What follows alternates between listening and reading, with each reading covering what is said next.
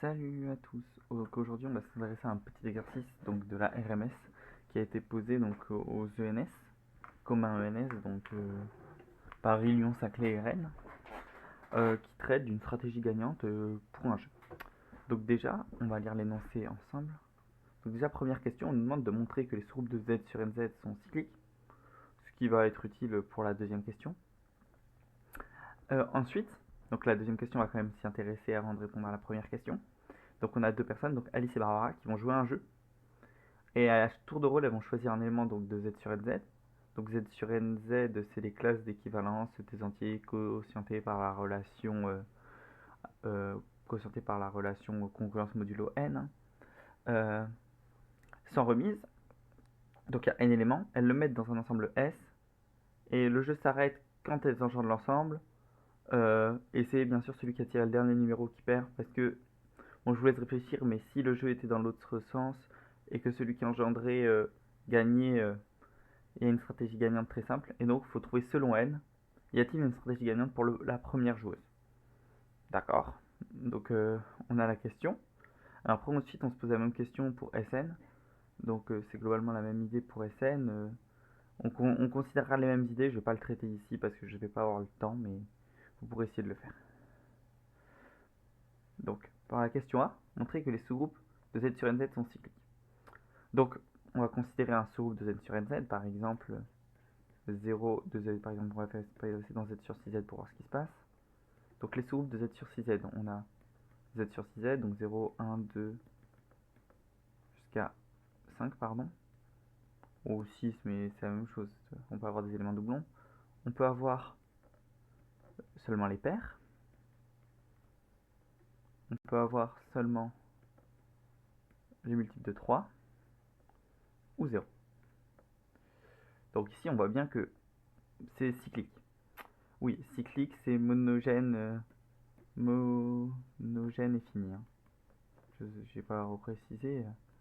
Monogène, ça veut dire qu'il existe un élément qui engendre tout l'ensemble. Donc ici, par exemple, dans Z sur 7, ça va être le 1, ici, ça va être le 2, ici, ça va être le 3. Et ici, bah, ça va rien être, mais voilà, c'est le groupe trial. Donc, comment on monte ça? Donc on remarque à chaque fois, l'élément qui va engendrer, c'est le plus petit non nul. Donc on va prendre, si, on va le noter G le sous-groupe, si G est un sous-groupe, groupe de Z sur NZ, non trivial. On ne va pas traiter le cas trivial vu que c'est assez direct. Alors, bah, il existe au moins deux éléments. Et donc, il existe un D appartenant à n étoiles, tel que classe de D appartiennent à G. Et donc, on va considérer D, ça va être le minimum des n appartenant à n étoiles, tel que la classe de n soit dans G. Pour trouver notre représentant, comme on a vu dans les exemples. Après, on n'est pas obligé de le faire avec des exemples. Hein. Si vous voyez directement, vous pouvez le faire directement. Et voici. Et donc, on va faire par l'absurde. On suppose qu'il va exister, il va exister un entier, il existe P appartenant à Z, tel que, on va plutôt le nommer M, pardon, tel que la classe de M appartienne donc appartienne donc à G. Et donc, on va appliquer juste une division euclidienne sur M. Donc on va faire M. On va le diviser par... on va diviser donc. M c'est égal à QD plus R. Et donc ici,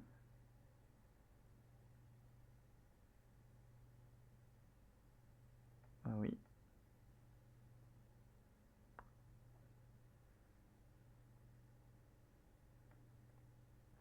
Et ensuite on va passer donc aux classes.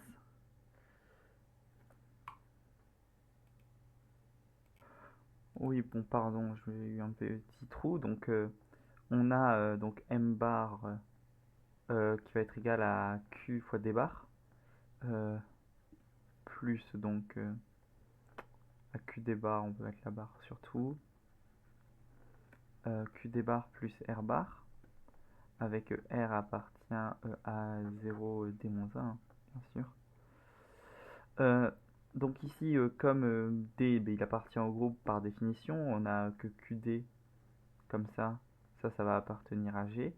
Et donc on va aussi avoir M moins QD qui va appartenir au groupe. Et ça c'est égal à R bar. Et donc on a R bar qui appartient à G. Et donc si R différent de 0, bah on a contredit la définition de D, donc contredit la def de D. Donc R égale 0, et comme R égale 0, on a D qui va diviser M. Et ainsi, ça implique que G est cyclique. Donc voilà. Donc ici, on a fini la première question. Et donc ensuite, pour la deuxième question, ce qu'on va faire, c'est qu'on va essayer on va jouer ensemble. On va voir ce qui va se passer. Donc, on peut essayer dans Z sur 2Z. Et on peut essayer ensuite dans Z sur 6Z. Et dans Z sur 4Z. Et on peut mettre un petit dernier Z sur 7 sur 8Z. Parfait. Non, Z sur 8Z, ça fait un peu redite. Z sur 9Z. Pourquoi pas. Et voilà. Donc, je vous laisse essayer de réfléchir aux stratégies, etc. hein, bien sûr. Et ce qu'on peut essayer de faire, donc, c'est de commencer par Z sur 2Z. Et donc, dans Z sur 2Z, on n'a que deux éléments. On a 0 et 1. Donc, si je commence et que je choisis 1, j'ai perdu. Si je choisis 0, ça va engendrer le groupe trivial. Et donc, et après, le deuxième sera obligé de prendre 1 et donc de gagner. Donc ici, Alice gagne en prenant 0.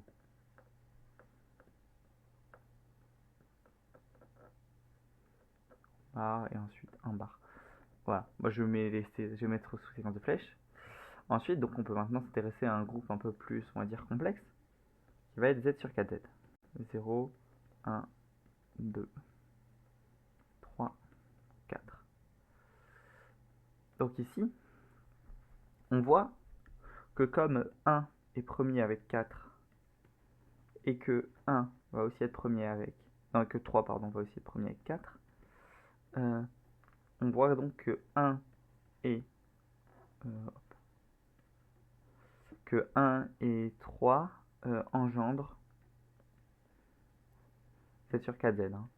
Parce que les seuls sous-groupes qui les contiennent, c'est là on va voir, parce que les sous-groupes de Z sur 4Z, on a 0, 0, 2 et Z sur 4Z. Donc, tout ce qui va, on a que 1 et 3, le seul sous-groupe qui les contient, ça va être Z sur 4Z, donc ils vont forcément engendrer Z sur 4Z. Et donc, Alice, elle a donc qu'un seul choix, c'est de prendre 0 ou 2, et quoi qu'elle prenne, 0 et 2 sont dans les mêmes sous-groupes, donc c'était Alice et Bob, non? Et Barbara. Donc c'est Barbara, elle va... Si Alice prend 0, Barbara va prendre 2. Et Alice peut prendre 1 ou 3. Et elle a forcément perdu. Et dans le cas contraire, si elle prend 2, Barbara peut prendre 0. Et après 1 ou 2 et c'est perdu. Donc là, c'est perdu. Donc, on voit que Alice ne peut pas gagner par exemple dans Z sur 4Z. Ok. Maintenant, on va s'adresser à un cas un peu plus compliqué qui va être Z sur 6Z. C'est là-dessus, moi, que quand j'ai commencé, que j'ai réfléchi à toutes les stratégies qui pouvaient exister. Vu qu'on est quand même pair, impair, c'est un produit de deux nombres premiers distincts. Bon, on a fait ici avec une puissance, on fera avec une autre puissance différente de 2 pour voir ce qui se passe. Et peut-être c'est pas que les puissances, ça se trouve c'est les puissances de nombres premiers, on sait pas encore. Moi, je vous conseille, quand vous avez un exercice comme ça, faites des cas. De toute façon, l'examinateur, il aime bien voir comment on réfléchit, les cas, etc., les stratégies qu'on trouve. Donc ici, les sous-groupes de z sur 6z, on les avait fait tout à l'heure. Donc je vais pas les réécrire, je peux remonter un petit peu. Ici, on les avait fait, les sous-groupes de z sur 6z. Donc on voit que si on prend, je vais écrire en vert, que si on prend 1, 3, pardon, 1 ou 5, on a perdu. Ensuite, si on prend 3, ça force ce sous-groupe-là. Si on prend 2 ou 4, ça va forcer ce sous-groupe-là. Et si on prend 0, on a les 3 possibilités. Les 3 swatch sous-groupes qui peuvent aller pour temporiser avant d'engendrer. Donc, ce qu'on peut se dire, un peu intuitivement, c'est que 0, c'est pas une bonne idée de commencer par 0. Parce que du coup, il y a n'importe lequel des sous-groupes, et du coup, ça laisse le choix au deuxième joueur. Donc, si elle joue 0, ça lui laisse le choix. Par exemple, il suffit il lui suffit de jouer 3 ensuite à Barbara, et ensuite Alice a perdu. Alors que si elle force le 2 par exemple, Barbara va être obligée de jouer dans ce sous-groupe-là parce qu'il n'y a pas d'autres sous-groupes qui contiennent 2 si elle ne veut pas engendrer. Donc elle joue 4 ou 0. Et ensuite il restera un coup à Alice avant que Barbara soit obligée d'engendrer l'ensemble. Donc 0 c'est pas très rentable parce que ça laisse le choix. Donc on va voir ce qu'on peut faire. Donc ici je l'ai un peu dit à l'oral. Donc si elle choisit 4 ou 2, alors, euh, Alice gagne. Parce que elle gagne parce que Barbara sera obligée de rejouer dans cet ensemble pour pas perdre. Et donc, comme il y a un nombre impair d'éléments, forcément, c'est Alice, la dernière, qui va prendre un élément qui ne va pas engendrer l'ensemble. Là, déjà, on s'approche, on a les cas d'imparité, etc. On commence à trouver des résultats un peu satisfaisants. Donc, dans Z sur 6Z, pour gagner, il faut prendre. J'ai perdu ma souris. Il faut prendre un élément, donc il faut prendre par exemple 2. 2, ensuite elle prend 4, Barbara, ensuite 0 et ensuite engendre. Ok, voilà. Donc on commence un peu à voir ce qui se passe. Mais ensuite il faudra quand même le formaliser hein, de manière un peu plus formelle.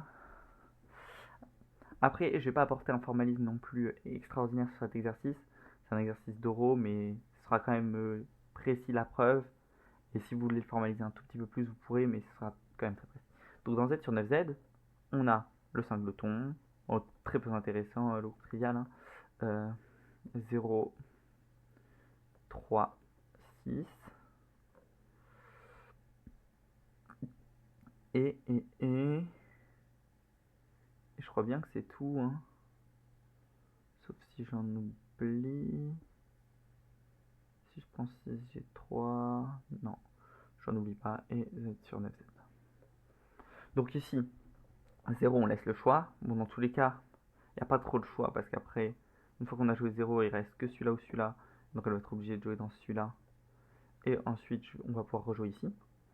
Donc ici, on va gagner forcément, quoi qu'on fasse. Si on joue 0, 3 ou 6. L'autre joue pareil dans 0, 3 ou 6. Et après, on joue celui qui reste. Et ensuite, c'est perdu pour Barbara.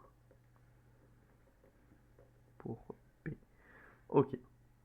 Donc on voit ici que notre but, c'est quand même de forcer le sous-groupe qu'on veut pour pouvoir avoir la parité souhaitée. Hein. Et donc ici, on va un peu reformuler ça en parlant de sous-groupe maximaux.